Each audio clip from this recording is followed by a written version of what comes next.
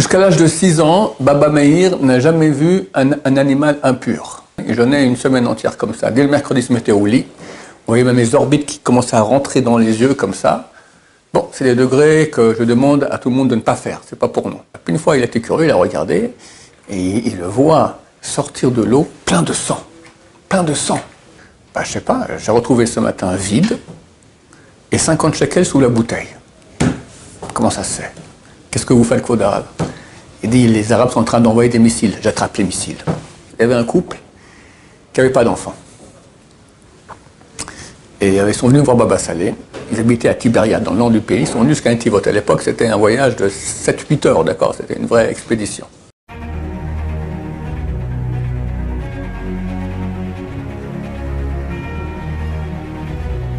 Ce jour dédié pour que Déborah bat Céline Shoshana ait de nombreux enfants dans sa chaîne, tous tzadikim et sadkaniot. En venant de parler de Baba Saleh, bien que c'est pas du tout, enfin dans 2 mois et demi, ça sera sa Iloula. Alors quelqu'un me dit, ouais, mais peut-être que jusqu'à là, ma chère sera ici, on ne pourra plus faire de cours. Ok, allons faire maintenant que son mérite de Hachem protège Am Israël. Comme il a fait beaucoup durant sa vie. Avant la guerre des 6 jours, il y a eu une très grande pression, à peu près comme maintenant, c'est-à-dire qu'il y a eu une mobilisation des soldats, et pendant 3 semaines comme ça, il n'y a rien qui se passait. Il y avait une tension, on ne savait pas si oui, il y aurait la guerre, il n'y aurait pas la guerre. Et lui, pendant cette période-là, il s'est enfermé. Même son fils venait le voir, il ne le recevait pas. Il priait, il se concentrait, etc., etc. Après, la guerre est éclatée, et la nuit où la guerre a éclaté, c'était donc le matin, vers 4 heures du matin, tous les avions israéliens sont partis, ils sont allés bombarder les aéroports militaires égyptiens et syriens.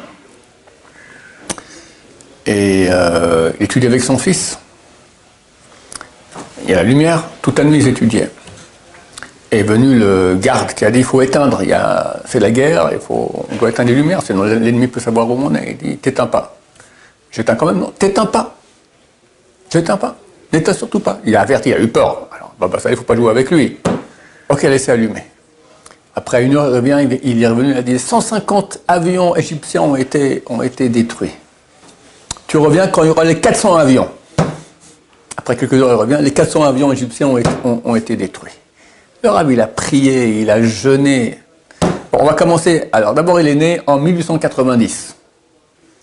Fils de Rabbi Mes'ud Abu Hatzera, qui était le fils de Rabbi Yaakov Abu Hatzera. Rabbi Yaakov Abu Hatzera, qu'on appelle le Abir Yaakov, qui était un géant de géants de géants, qui est venu en Israël, qui est parti du Maroc pour venir en Israël, et qui est décédé en Égypte. Il était enterré là-bas à des manhours, on appelle cela. Et Baba Saleh expliquait qu'il était là-bas, il est mort là-bas pour casser la puissance négative de l'Égypte, il y avait encore un reste là-bas, pour pas qu'elle puisse se lever contre nous. À la base, le nom de la famille, c'était Elbaz. Et il y avait un de leurs ancêtres qui s'appelait Rab Shmuel Elbaz. Et un jour, il voulait prendre le bateau, et le capitaine lui a dit, il n'y a plus de place dans le bateau, terminé. Alors il a pris sa paillasse, il l'a mis sur le quai, et s'est assis dessus. Et il étudiait comme ça. Le bateau part, et le Rav Shmuel Elbaz, il suit le bateau, la paillasse se met en état de lévitation, elle commence à suivre le bateau. Et lui, il est assis dessus, comme ça. Le capitaine, il sort, il voit ça, il n'en croit pas ses yeux, il dit, bon, allez, viens. Il l'a fait rentrer comme ça dans le bateau. Et dès ces jours-là, on appelait la famille Abu Hatzera, le propriétaire de Hatzera, c'est la paillasse, d'accord? Propriétaire de la paillasse. Le grand-père Rabbi Yaakov Abu Hatzera il a écrit plusieurs livres, un grand sadique. Et son petit-fils, Rabbi Israël Abu Hatzera, qu'on a surnommé après Baba Saleh. Baba Saleh, il y en a qui disent que ça vient du terme Baba, papa. Chez Sfaradim, très souvent, quand le père appelle son fils, il dit papa. Je me souviens que ma grand-mère, elle est née à Yafo, mais à l'âge de 15 ans, elle est partie habiter à Beyrouth. Et puis les gens parlaient arabe ici. Donc elle parlait arabe, elle était arabisante, d'accord? Elle parlait mieux l'arabe que l'hébreu. Alors quand elle me parlait, elle me dit Teta. Teta, c'est Savta, c'est grand-mère. Le grand-père, il appelle son petit-fils grand-papa. La grand-mère appelle son petit-fils grand-maman. Le père appelle son fils baba, c'est papa. Et la mère appelle son fils maman. D'accord? C'est une façon arabisante de faire que les Saradim avaient. Donc, baba, c'est papa. Salé. Alors, il y en a qui ont dit que salé signifie pris. Comme on dit en araméen, ou dans le Kaddish, solothon, leur prière. Salé, salé avec un tzadik, salé, d'accord, mais le tzadik on prononce ça en arabe, c'est pas comme Saddam, c'était pas Saddam, c'est Saddam, d'accord, on écrit avec un tzadik, mais on prononce ça. Alors, Baba, salé, mon fils, prie. Mais en fait, c'est faux. La famille Abou Hassera a écrit, beaucoup de livres ont été écrits sur lui après sur Baba Salé. Salé, c'est un diminutif de Israël. Israël Abou Hassera, c'était son prénom, Israël. Dès très jeune, il s'est beaucoup sanctifié. Pour vous dire, son fils, Baba Meir, dont le vrai nom c'est Meir Shalom, qui était énorme, qui connaissait toute la Torah, d'une sainteté, il était moins connu que Baba Salé, mais était peut-être aussi grand et peut-être plus grand que son père. Son père a témoigné sur son fils, Baba Meir, qu'il savait mieux étudier que lui. Bon, Baba Salé connaissait toute la Torah aussi, d'accord? Mais il a dit son fils, il s'est mieux étudié que moi. Jusqu'à l'âge de 6 ans, Baba Meir n'a jamais vu un animal impur. Ni la tête d'un chameau, ni la tête d'un âne, ni la tête d'un cheval, ni la tête d'un animal sur 2 pieds. D'accord? Jamais. Pour dire la sainteté, c'est permis. Tu as le droit de regarder la face d'un animal impur ou d'un homme impur. Mais c'est vrai que ce n'est pas bien pour la neshama. Et le degré de sainteté exigé dans la famille était tellement haut que jusqu'à l'âge de 6 ans, il n'a jamais vu ça. Alors je ne sais pas comment c'était pour Baba Salé lui-même. C'est quelque chose du même genre. C'est phénoménal. Et il a très tôt commencé à faire des jeûnes. C'est pas qu'il jeûnait une journée, 2 journées. Avant l'âge de 13 ans déjà, son grand frère l'a réprimandé. Il a dit arrête, ça va pas du tout, t'es complètement fou. Avant l'âge de 13 ans, il faisait Tanit Tafsaka. C'est quoi Tanit Tafsaka? Tu manges le 4e repas de Shabbat dans Shabbat. Il faut manger 3 repas à Shabbat. Et il faut après manger, c'est très important de manger le repas après Shabbat. Mais l'avait Malka, le 4e repas de Shabbat. Mais si on ne peut pas le manger après Shabbat, on peut le manger dans Shabbat. Alors il faisait ça le Seuda Revit dans Shabbat. Et dès qu'il faisait l'Avdallah, dès que Shabbat était sorti, il ne mangeait rien. Et ne buvait rien jusqu'au Kiddush 6 jours plus tard. Ce qui est difficilement faisable pour un être humain. Essayez de jeûner 1 ou 2 jours, déjà vous voyez dans quel état vous serez. J'ai un gendre dont l'oncle, il a fait tchouva, c'est un bal tchouva. C'est un homme qui s'est beaucoup investi, c'est un espion. Il a dit un jour qu'il connaissait tout le Liban, il a fait tout le Liban à pied, dans tous les sens, il le connaissait par cœur. À l'âge de 30 ans, il a fait tchouva, et dans son salon, petit salon, avec une petite chambre de rien du tout, il avait une grande photo de Baba Salé. Et lui aussi, il m'a raconté mon gendre qui jeûnait. Il jeûnait une semaine entière comme ça. Dès le mercredi, il se mettait au lit. On voyait même les orbites qui commençaient à rentrer dans les yeux comme ça.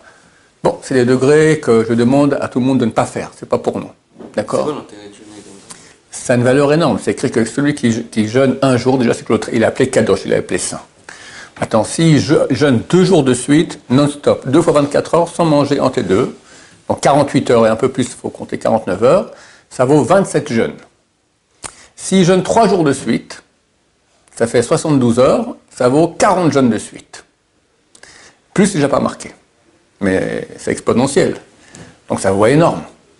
Quelqu'un il se sanctifie énormément par cela. Et donc il est très proche de Dieu, et après on arrive à un niveau où il dit quelque chose, Dieu l'écoute. Mon Rav, il est le roi HaKodesh, il voyait les choses, d'accord, il voyait tout. Il a dit, atteindre le roi HaKodesh, c'est facile. Changer, c'est difficile. Que tu dis un mot et Dieu t'écoute. C'est un niveau extraordinaire. Baba Salé, on va commencer un peu, je vais raconter quelques miracles après, mais c'est phénoménal. Rien que je pense à une histoire maintenant. Et pendant une dizaine d'années, il y avait quelqu'un qui le prenait en voiture. Par-ci, par-là, par-ci, par-là. Puis un jour, il se dit, Rav, fais quelque chose. J'ai un problème, je bégaye. J'en peux plus de bégayer comme ça. Baba Salé il a passé son pouce comme ça sur ses lèvres. Terminé. Il bégaye plus. Même pas une parole. C'est connu le coup de la bouteille, d'accord? En France, il a fait.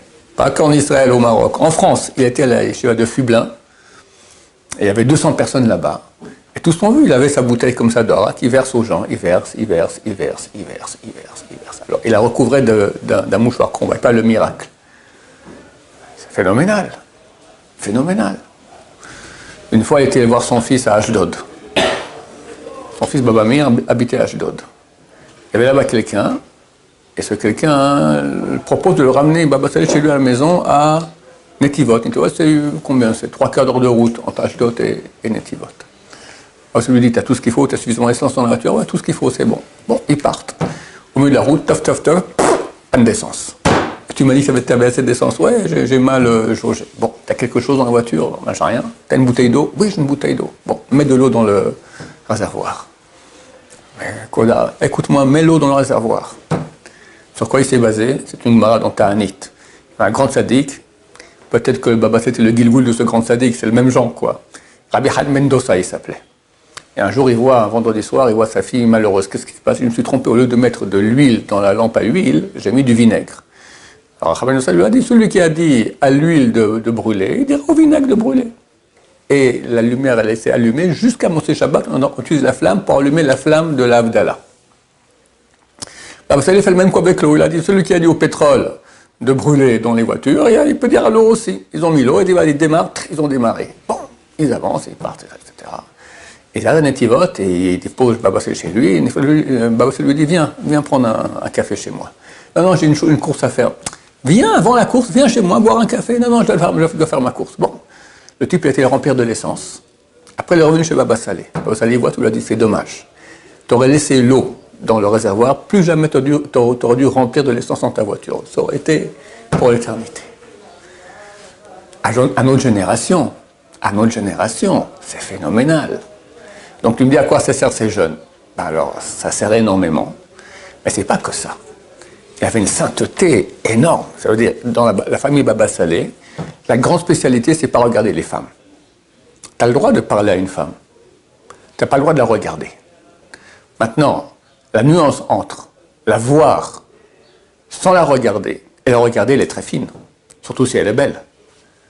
Il faut arriver à la voir sans jouir de sa beauté. Bon, pour certaines personnes, c'est presque un tour de magie. C'est comme la vendeuse ici, qui a 70 ans et des poils, alors il lui manque quelques dents, ça va, tu peux lui parler, tu n'es pas trop touché par ça. Mais si elle n'existe pas, hein, je suis en train de parler de façon imaginative, mais si elle est belle, tu la vois, tu jouis de sa beauté, c'est interdit de la Torah. Vous ne vous prostituerez pas après vos yeux, vous ne poursuivrez pas vos yeux auprès desquels vous vous prostituez. C'est quoi les yeux? Jouir de la beauté d'une femme. Et sur quoi ses mains? Et que ses mains sont déjà très belles? Alors, chaque fois qu'on jouit de la beauté d'une femme, c'est interdit. C'est marqué. Celui qui exprès va donner de la monnaie à une femme pour voir son petit doigt. Elle a un petit doigt tellement mignon. Tu comprends le niveau de Chazal, on ne parle pas de regarder sa jambe ou autre chose comme aujourd'hui, d'accord? Voir son petit doigt. Mais il a fait exprès de donner la monnaie pour voir son petit doigt, c'est marqué, même s'il a des actions aussi grandes comme Moshe Rabbeinu, il ne sera pas nettoyé, il ne sera pas soustrait à la sentence de l'enfer. À moins qu'il fasse chouva. Donc chez eux, c'était Kadosh. Ça provient de Rabbi Yaakov Abu Hassara, le grand-père de Baba Salé, qui apparaît-il dans la famille, il y a un parchemin écrit par lui, il a dit « Je m'engage que tout celui de ma descendance qui fera attention de ne jamais voir une femme, pas 999 fois sur 1000, jamais il aura les pouvoirs spéciaux de notre famille, qui sont extraordinaires jusqu'à aujourd'hui. » Aujourd'hui, c'est le petit-fils de Baba Salé, le fils de Baba Meir, Rabbi Yaakov Abu Hassara, Rabbi David Abu Hassara, Anaria, Yahweh HaKodesh. Racontez l'histoire du portable, je la raconte, c'est une histoire qu'il faut connaître. Je peux raconter ça? C'est le Rav Zaïd qui raconte ça. Rav Zaïd, c'est un rabbin très connu en Israël, qui fait beaucoup de conférences, il parle, etc., etc. Puis, il est très proche de Rabbi David Abou Hatzera. Et on l'a invité à passer un Shabbat entier avec 36 jeunes filles non mariées, dont la plus jeune a 30 ans. Des vieilles filles, des filles qui n'arrivent pas à se marier. Donc, les femmes d'habitude tristes, les pauvres, parce que son âge de se marier, bientôt elles arrivent à l'âge limite, on ne peut pas avoir d'enfants, elles n'arrivent toujours pas à se marier. C'est très difficile, un Shabbat entier, à leur mettre de la joie, la confiance en Dieu, etc. Alors auparavant, il est allé voir son Rav, le Rabbi David Abou Hatzera. Qu'est-ce que je leur dis? Le Rav leur a dit, dis-leur de se débarrasser de leur iPhone. Oh, c'est pas des femmes orthodoxes. Elles sont religieuses, mais pas orthodoxes. Le iPhone, on sait aujourd'hui, c'est le troisième bras ou le premier bras parmi les 3 bras qu'on a. Le iPhone, encore 2 bras. D'accord, quelqu'un de couper le bras, c'est presque impossible. Top, le Rav il a dit. Bon, tout le Shabbat se passe très très bien, ils chantent, enfin, lui il chante pas elle, etc. Des livres de Torah, une bonne ambiance. Puis après il leur dit, après l'Abdallah, une surprise. Ah, extraordinaire. Bon, lui il a mal devant tout le Shabbat déjà, comment il va leur annoncer la nouvelle? Après l'Abdallah, il leur dit, écoutez, voilà, j'étais chez Rabbi David Abou Hatzera, je lui ai dit que j'aurais un Shabbat avec vous. Il m'a dit, et je lui ai demandé, qu'est-ce que je vous dis? Il m'a dit que vous débarrassez de votre iPhone. Vous débarrassez de votre iPhone. Silence. 5 minutes, on entend à peine une petite mouche, d'accord, silence, qui pèse des millions de tonnes. Après 5 minutes, une fille dit, ok, allez, moi je donne mon iPhone. Après 2 autres. Et comme ça, en 1 heure, 35 filles ont donné leur iPhone. Il prend les noms de chacune, comme ça, il prend la voiture pour aller directement en Aria chez Rabbi David. Sur la route, quelqu'un klaxonne derrière, tout ça va. Il s'arrête, c'est la 36e, qui est aussi, elle a donné aussi. C'était Rosh Chodesh Tammuz. Il arrive chez Rabbi David regarde la liste, il dit jusqu'à Tou B'Av. Tou B'Av, c'est 45 jours plus tard, 1 mois et demi. Jusqu'à Tou B'Av, tout le monde sera fiancé. Et jusqu'à Tou B'Av, toutes ces filles se sont fiancées. Et Rav Zaïd l'a dit, mais c'est pas possible, comment, grâce à quoi? Il dit, mais elles ont fait un korban, elles ont fait un sacrifice d'holocauste. Donner son iPhone, c'est comme donner, comme je l'ai coupé ce puce, c'est se couper en 2, d'accord? C'est égorger le Yetzirah. Et Rabbi David, il a vu, il a conseillé de leur dire dans le. Enfin, après, il a dit voilà, jusqu'à le Tou B'Av, toutes seront fiancées. Et toutes étaient fiancées. Extraordinaire. Donc, ça, c'est lui aujourd'hui. Alors, arrivé à ce niveau-là énorme de Baba Salé, c'est pas que les jeunes. C'est la sainteté. Faire attention, comme je dis, au regard des femmes. Les prières, c'est des prières avec intention, pas rater un mot. Lorsque son père lui a donné le sidour, quand il était petit, il lui a acheté un sidour. Il lui a dit attention, c'est un sidour spécial.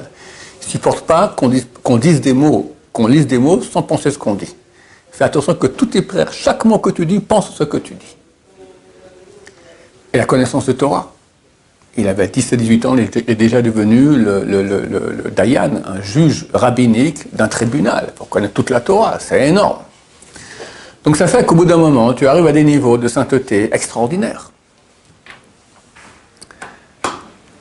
Un jour, son shamash, le vendredi, son shamash le prenait, partait dans le désert, trempé dans une source d'eau. Ben, ça lui disait, je ne veux pas que tu viennes, tu restes ici, tu ne viens pas me voir là-bas. Puis une fois, il était curieux, il a regardé, et il le voit sortir de l'eau plein de sang. Plein de sang. Alors, mais qu'est-ce que c'est que Rav? Je ne te dis pas de venir. Non. Curiosité. Il dit, je vais dans cette eau, il y a plein de sangsues. Elles viennent comme ça, elles me piquent, elles enlèvent tout ça. Pour ça, je prends sur moi des flagellations pour expier les péchés du peuple d'Israël. Il y avait un cousin à lui, on l'appelle le Baba Salé d'Algérie, qui habitait Colombéchar. Et j'ai un ami qui fait partie de la famille, il m'a raconté qu'en 1942, quelque chose comme ça, les Marocains, les nazis sont arrivés au Maroc et voulaient, il y avait là-bas le gouvernement de Vichy, les Français, voulaient commencer à faire des camps de concentration, et aussi en Algérie. Quand Baba Salé est allé voir son cousin à Colombéchar, et tout après-midi du Shabbat, ils sont montés dans un grenier comme ça, ils ont fait des cabanes comme ça, et voilà, ils ont annulé le décret. Baruch Hashem, jamais les nazis n'ont rien pu faire, ni en Algérie, ni au Maroc. L'Admor de Gour, il a dit pourquoi est-ce que les nazis ne sont pas arrivés au Maroc? Parce que dans la synagogue au Maroc, on ne parle pas des paroles profane. Dans une synagogue, on n'a pas le droit de parler comment ça va, qu'est-ce qui se passe, Biden est venu en Israël, il paraît qu'il y a la guerre. Interdit, interdit. On parle ou Torah ou mitzvot. Avise la population, parce que ici en Israël, Baruch Hashem, où je suis à Jérusalem, Baruch Hashem, ça ne parle pas. Et j'étais des fois dans des synagogues en France, mais c'était malheureux comme tout. Le rabbin tapait, ta, ta, ta. C'est lorsqu'au moins dans la Kriyat Torah qu'on entend, les gens parlent, c'est le saloon, d'accord, c'est le café, je ne sais pas ce que c'est, d'accord. C'est très grave, c'est de la Torah, c'est interdit de la Torah. Mikdashi Tira, vous aurez la crainte de mon temple. Et chaque synagogue est appelée un petit temple, donc c'est interdiction de parler des paroles de Chol, profanes, pas des paroles de la Shonara, que ça aussi ils en parlent, d'accord. Donc, grâce au fait que dans les synagogues au Maroc, on ne parlait pas des paroles profanes dans les synagogues, comme c'est le Admor de Gour, il dit, les nazis n'ont pas réussi à faire ce qu'ils voulaient faire au Maroc. Une fois, il y avait une femme qui avait un fils déjà âgé, qui n'arrivait pas à se marier. Non religieux. Aussi au niveau du travail, ça ne marchait pas très bien. Il a acheté un magasin qui marchait très bien. Du moment qu'il a acheté, ça ne marchait plus. Et une amie lui a dit, va voir Baba Salé. Ah, moi je ne crois pas à ces trucs-là. Vas-y, vas-y, vas-y, vas-y. Mais bon, à la fin, elle y va. Et Baba Salé lui donne une bouteille d'eau. Et il demande qu'il lui paye 50 shekels. D'accord. Il fallait on donnait un peu d'argent. Pour 50 shekels, c'était quand même une somme, on va dire. C'est comme 50 € aujourd'hui, d'accord. Peut-être plus, peut-être 100 €. Elle dit, vous dites à votre fils, tous les matins, il met un peu d'eau, de cette eau-là, dans le sponge, dans le chiffon qu'il utilise pour nettoyer le magasin, il en boit un peu. Bon, ok. Elle donne ça à son fils. Et puis, quelques jours passent, aucun progrès, rien du tout. Alors après, sa copine dit, j'étais voir ton rabbin, la noix, c'est des bêtises. Je payais 50 €, 100 € pour 50 shekels pour une bouteille d'eau du robinet. Et ils peuvent boire un peu. On peut acheter le rouleau du robinet, ça vaut même pas un demi-shekel, d'accord. Il m'a bien eu. Le lendemain matin, son fils l'appelle du magasin. Maman, t'es venu, t'as vidé la bouteille de Baba Salé? Non, pourquoi? Bah, je sais pas, j'ai retrouvé ce matin vide. Et 50 shekels sous la bouteille. Comment ça se fait? Ah, elle a compris qu'il y avait un truc qui clochait. Elle est repartie voir Baba Salé. Et Baba Salé n'a pas voulu la recevoir. Elle s'est mise à pleurer, pleurer, pleurer, pleurer. À la fin, quelqu'un l'a fait rentrer chez la femme de Baba Salé. Je regrette. Alors la femme va rentrer chez Baba Salé, lui dit à la femme, oui, je sais très bien pourquoi elle vient, je ne veux pas la voir. Dis-lui que c'est bon, tiens, redonne-lui une bouteille, mais que plus jamais elle parle mal sur les rabbins. Et le fils a continué. En quelques jours, il a trouvé la fiancée, le magasin a commencé à bien fonctionner, Baruch Hashem. Et ça, c'est un miracle parmi des milliers. On est maintenant en guerre, il y a des missiles qui viennent de nos ennemis. Alors, il y a quelqu'un qui habite dans mon quartier qui était le gendre de Baba Salé, il s'appelle Rav Mograbi. Et il a raconté qu'une fois il rentre chez Baba Salé, il le voit, il fait comme ça, comme ça. Qu'est-ce que vous faites, Claude Arabe? Il dit, les Arabes sont en train d'envoyer des missiles, j'attrape les missiles. Et on a vu tellement de cas dans la guerre, des fois, dans des missiles, il y a eu cette guerre-là, le missile partait, il tourne et revient sur sa base où il est explosé. Il y a un qui a explosé ici, il a fait plusieurs dizaines de morts, ils ont accusé Israël, d'accord, c'était eux-mêmes, d'accord. C'est certainement Baba Salé ou d'autres sadikim de la même trempe qui attrapent les missiles en route et les font s'exposer sur nos ennemis, Bezrat Hashem. Bon, encore beaucoup de choses à dire, vraiment beaucoup. Allez, on va rajouter encore 5 minutes, Bezrat Hashem. Qu'est-ce que je peux raconter encore comme beau miracle qu'il faisait? Un amour d'Israël extraordinaire. Il passait son temps presque qu'à bénir. Il bénissait les gens toute la journée. Une histoire affreuse. J'ai beaucoup d'histoires, par contre, une histoire affreuse. Il y avait un couple qui n'avait pas d'enfant. Et ils sont venus voir Baba Salé. Ils habitaient à Tibériade, dans le nord du pays. Ils sont venus jusqu'à Netivot. À l'époque, c'était un voyage de 7-8 heures, d'accord? C'était une vraie expédition. Et ils rentrent chez Baba Salé. Ok, c'est bon, attendez, je vais prier pour vous. Ils vont dans le salon. Ils attendent 1 heure, 2 heures, 3 heures, 4 heures. À la fin, c'est déjà le soir. La femme dit à son mari, écoute, le dernier bus, il part maintenant. Je ne sais pas où passer la nuit ici. Faut pas rester ici, hein. Ils sont partis. Le moment Baba Salé demande au Shamash, ils sont là. Ils sont partis. Dommage. Le lendemain, le mari revient. Baba Saleh lui dit désolé. J'attendais que vienne le moment où je pouvais faire le bénédiction. Il est arrivé, vous n'êtes déjà plus là. Désolé, tu n'auras plus jamais d'enfants. Ouvre un Talmud Torah, tu auras des élèves, c'est considéré comme des enfants. Phénoménal. Comment ça, j'attends le moment Regarde, je suis ni toi ni moi ni Baba Saleh. Lui, il priait, il attendait le moment que du ciel et des fois, tac, il voit des choses que nous on ne voit pas, que le moment adéquat pour quand il peut faire la bracha. C'est pas à chaque moment, d'accord? Il prie, il attend que ça va arriver, hop. Maintenant, si ça marche pas, ça marche pas.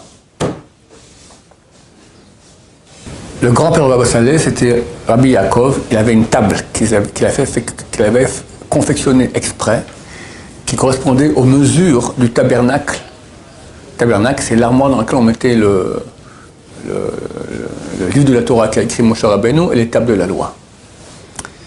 Et Baba Saleh, le repas de midi, Shabbat, mangeait seul. Les autres repas, moi, il y a du monde, etc. Il mangeait seul.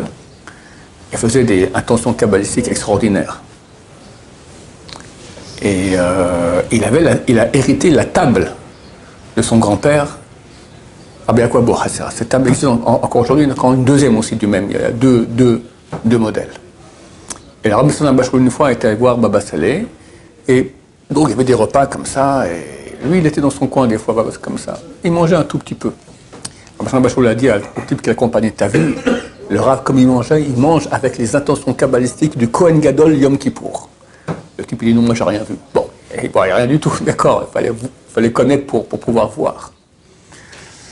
Et puis, des fois, il était super furieux parce qu'une fois, il avait un appartement ici à Jérusalem.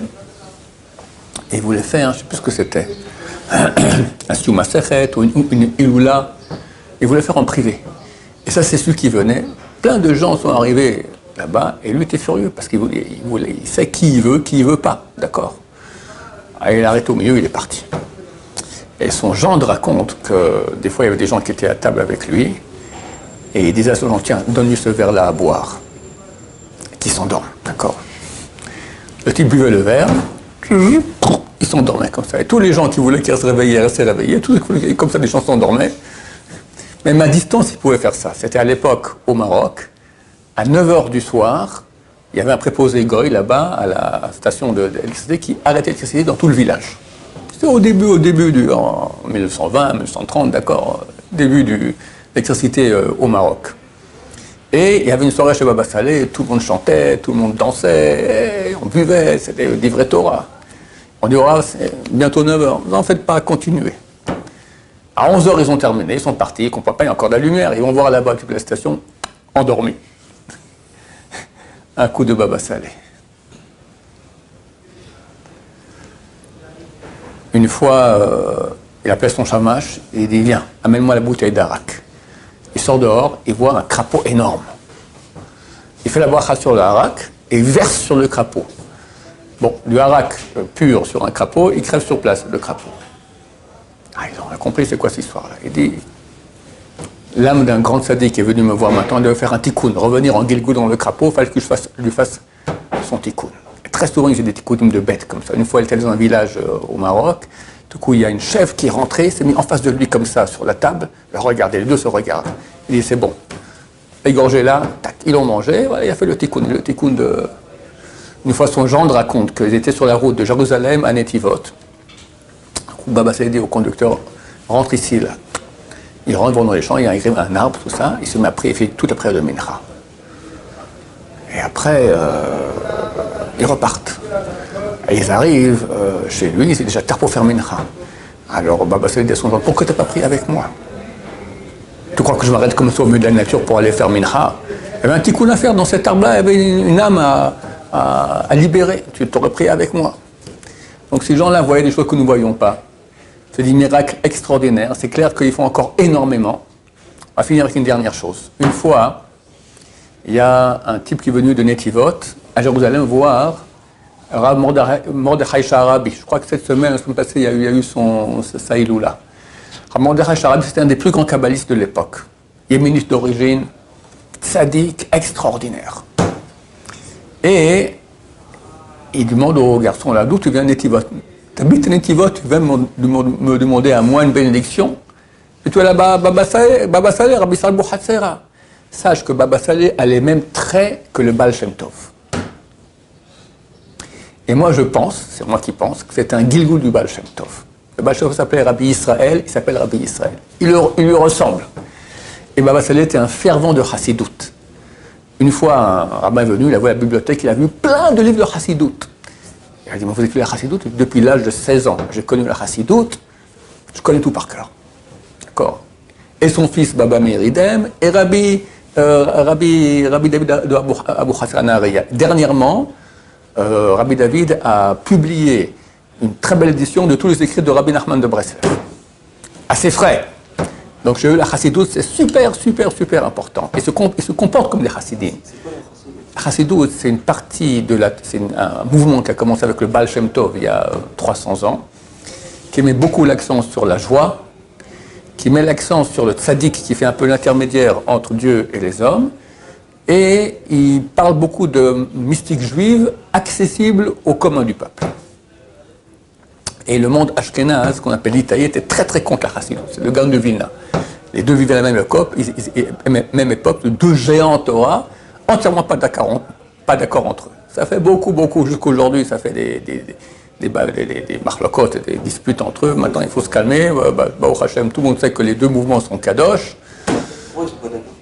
Parce que c'est pas la même façon de faire. Regarde, moi par exemple, je suis l'Itaï. J'ai été éduqué de la façon l'Itaïte, non chassidique. Et je suis en train de me calmer, Baruch Hashem. Mais ça a pris du temps, hein, j'ai 63 ans.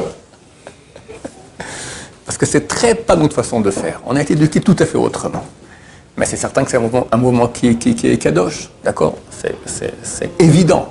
Simplement, c'est deux façons de faire. Et celui qui est éduqué d'une façon, c'est toujours un peu dur pour lui de passer dans l'autre façon de faire.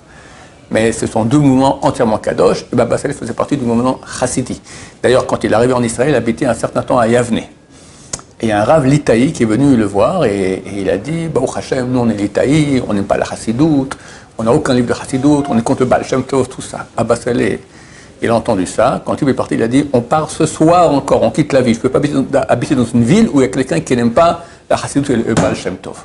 Moi, je pense que c'était un Gilgoul, une réincarnation du Baal Shem Tov, qui est venu ici pour aider le peuple d'Israël avant la Géoula. Baruch Adonai, l'Olam, Amen, Amen.